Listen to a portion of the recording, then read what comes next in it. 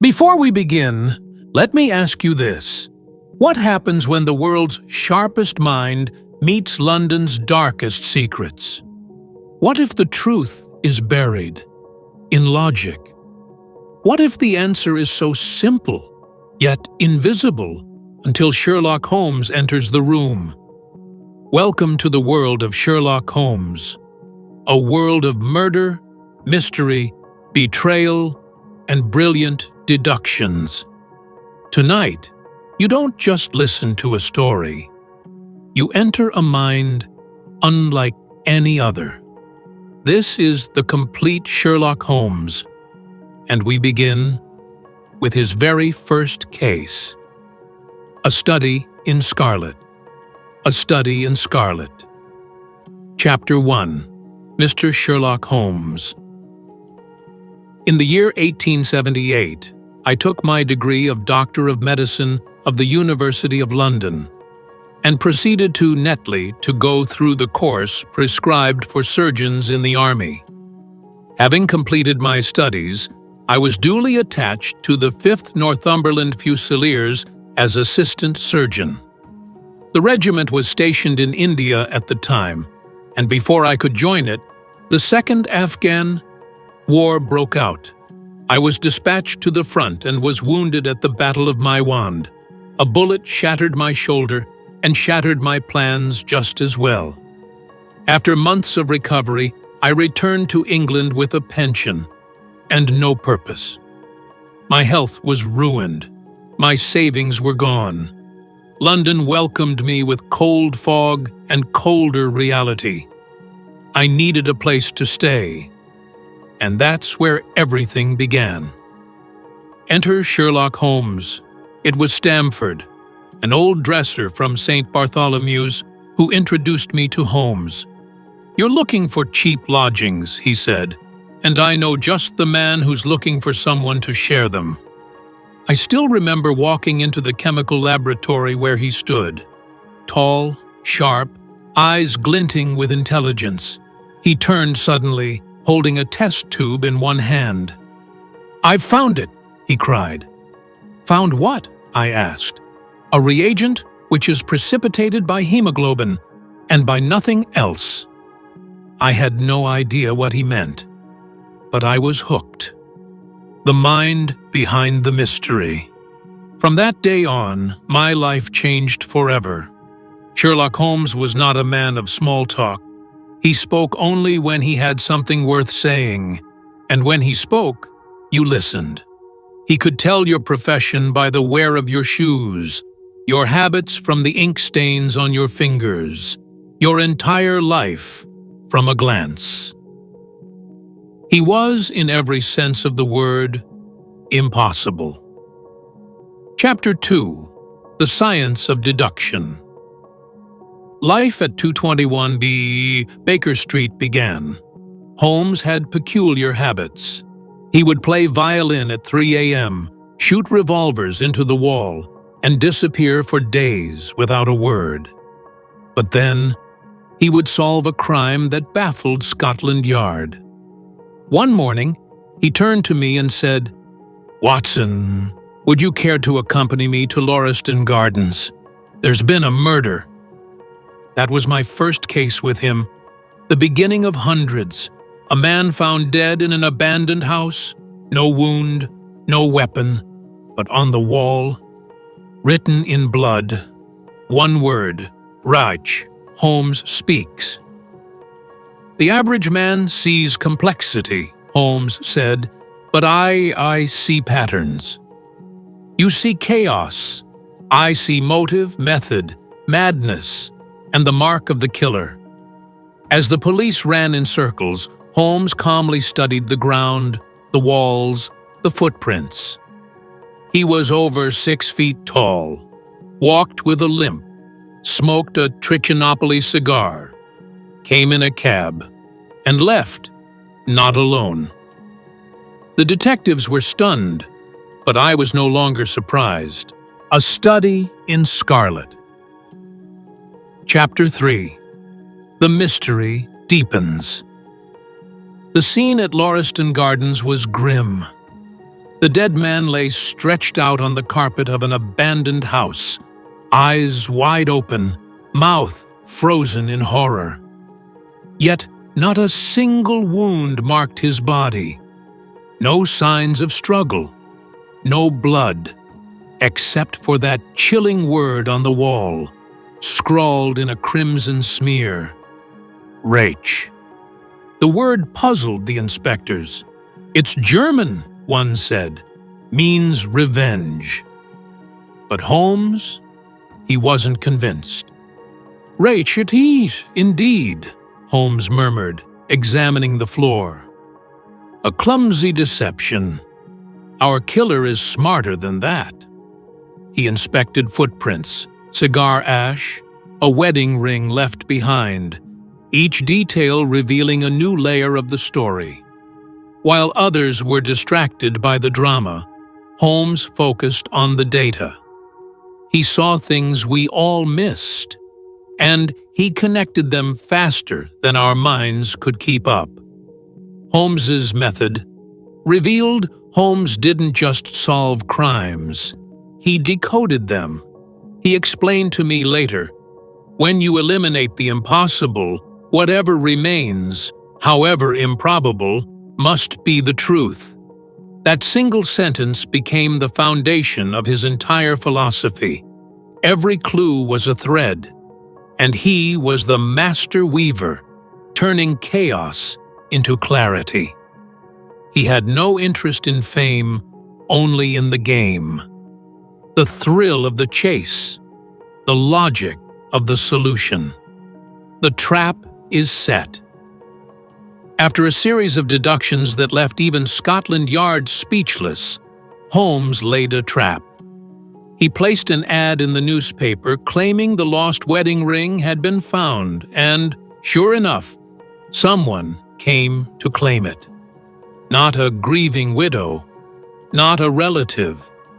A child sent by a stranger, lurking in the shadows. Holmes smiled. The game, he whispered, is afoot. A glimpse into the killer's mind. As the investigation closed in, the story took a turn. We were no longer in foggy London. We were transported to the deserts of Utah. The killer had a past, one rooted in betrayal, love, and vengeance. The man murdered in Lauriston Gardens had once stolen a woman from the killer, forced her into marriage, and left her to die. This wasn't just murder. It was justice, twisted by time.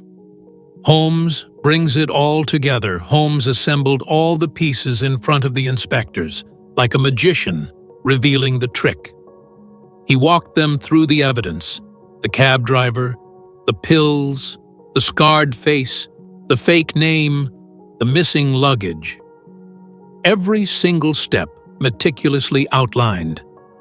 Gentlemen, he said, I give you the murderer, Jefferson Hope. Not a criminal in the traditional sense, but a man driven to desperation by heartbreak. Watson reflects. Watching Holmes' work was like witnessing the human mind at its most powerful. He had no superpowers, no gadgets, only relentless observation, logic, and discipline. And yet, he stood above all. Holmes taught me that genius doesn't shout. It notices, it listens, it deduces. Transition to next stories, brief hooks. And that was just the beginning.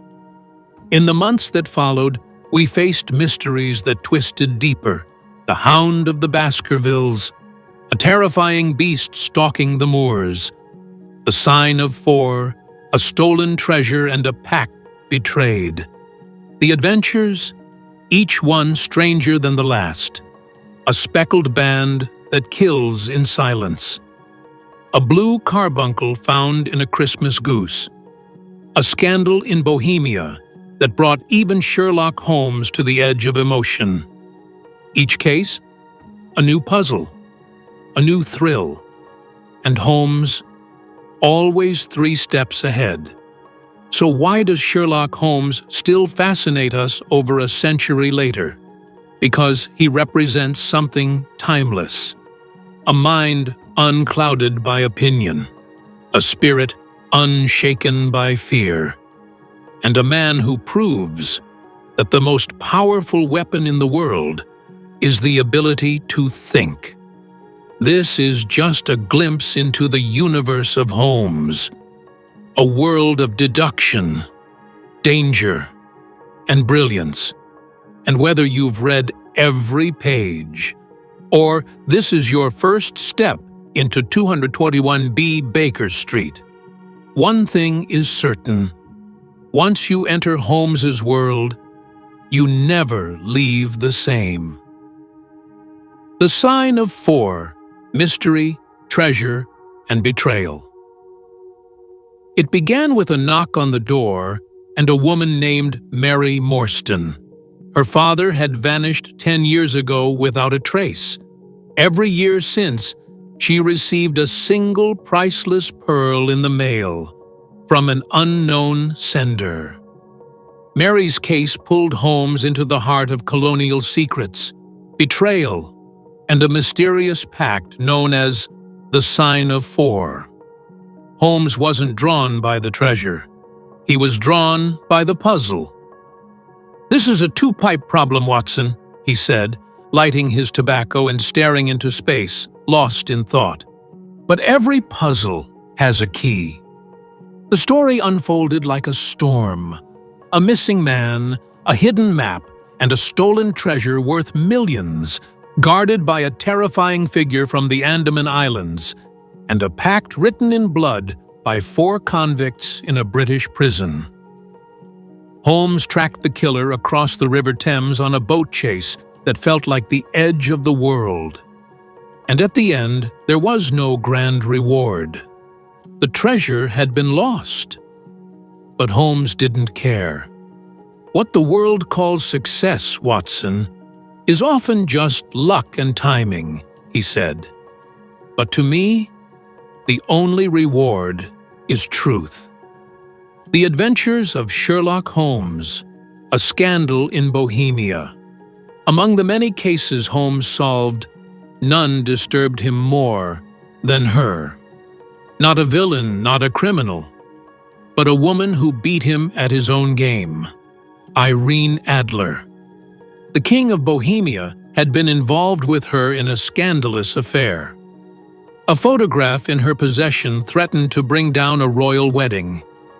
Holmes disguised himself, infiltrated her home, even staged a fake fire to trick her into revealing where the photo was hidden. He had her. He was seconds away from victory. But she vanished, left behind only a letter and a photograph. She had figured out his plan and left London before he could catch her. Holmes never spoke her name again. He referred to her only as the woman.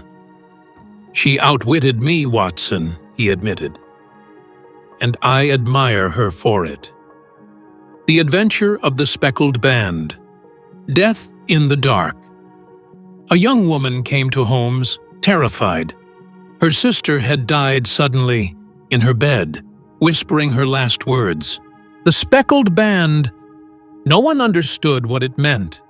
The room was locked, no signs of injury, no poison found. Holmes investigated the family estate, a cold, crumbling manor run by a cruel stepfather. Late that night, Holmes and Watson waited in silence in the darkened bedroom. Suddenly, a faint hiss, a soft movement. Holmes leapt forward with his cane, striking out in the dark. "It's a snake!" he shouted. "A deadly swamp adder of the speckled band!" The murderer had trained the snake to kill and called it back through a hidden vent. But Holmes had turned the tables. The same snake that was sent to kill turned on its master. Justice delivered without a bullet. The Adventure of the Blue, Carbuncle, A Christmas mystery. One cold December morning, a goose and a hat led Holmes to a case of stolen royalty. A rare gemstone, the blue carbuncle, had vanished. Everyone assumed it was the work of a master thief. But Holmes followed the trail, from a smashed window to a hotel room to a humble poultry shop. What started as a silly Christmas goose became a path to criminal redemption. When the true thief was caught, trembling, ashamed, Holmes made a choice. "I will not hand you to the police," he said. "This season is for mercy, not punishment." For once, justice wasn't about the law. It was about wisdom. Reflections. Before the final act. Through every case, whether a royal blackmail or a stolen jewel, Holmes never stopped thinking. He never stopped looking deeper. He once said, "The world is full of obvious things which nobody ever observes." He saw what others ignored. He connected what others dismissed. And that made all the difference. Tease into The Hound of the Baskervilles. But all of this led to his most chilling case yet. A moor shrouded in mist. A family curse. A beast with glowing eyes that hunted in the dark. Next comes a tale that even Holmes questioned. The Hound of the Baskervilles. Was it myth or murder? And could logic survive where terror ruled the night? "Watson," Holmes said, "this case may prove to be my most dangerous yet. You've heard the tales. You've walked the foggy streets. You've peeked inside the most brilliant mind in fiction. But Sherlock Holmes is far from finished, because mystery never sleeps, and neither does the man who solves it.